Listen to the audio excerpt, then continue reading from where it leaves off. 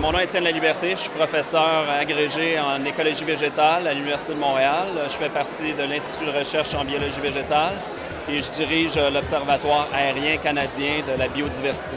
On a une grosse équipe, évidemment, d'étudiants, de postdocs, de techniciens, mais dans le cadre de notre projet d'observatoire, l'acronyme est CABO, donc je travaille avec plusieurs autres chercheurs canadiens. Donc le projet qu'on propose, en fait, c'est un projet de cartographier la biodiversité forestière de l'île de Montréal. Donc dans le cadre de notre projet CABO, nous, on développe des approches de télédétection hyperspectrale de la végétation. L'objectif est vraiment de faire une cartographie d'espèces végétales et aussi de leur santé nutritionnelle. Donc, l'application pour nous, dans le cadre de notre projet, c'est vraiment d'essayer de comprendre les changements de biodiversité dans les écosystèmes canadiens par rapport aux différents changements environnementaux.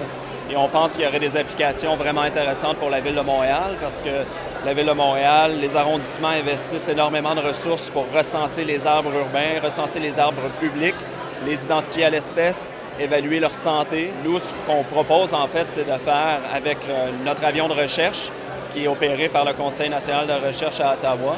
Ce serait de réaliser une cartographie à l'ensemble de l'île de Montréal de tous les arbres, que ça inclut les arbres de rue, les arbres des grands parcs, mais aussi les arbres privés, sur le domaine privé, que la Ville n'a pas nécessairement accès, pour essayer de cartographier quels sont les endroits où la biodiversité est la plus élevée, est-ce qu'il y a des endroits où les arbres sont moins en santé que d'autres, etc.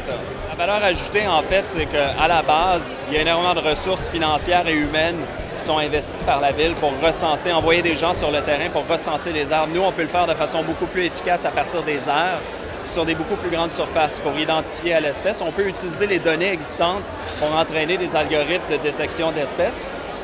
Et aussi, en fait, ce qui est intéressant, c'est qu'on peut aussi recenser des choses que les gens sur le terrain ne sont pas capables de recenser. Quand ils sont sur le terrain, les gens ne sont pas capables de recenser, par exemple, la composition biochimique du feuillage, la santé nutritionnelle des arbres. Nous, on peut le faire avec ces techniques-là parce que c'est une technique de télédétection qui ne voit pas ce que l'œil humain voit. Donc, on voit dans le spectre infrarouge et dans cette région-là, la plante réfléchit de la lumière qui nous donne une indication sur sa santé nutritionnelle.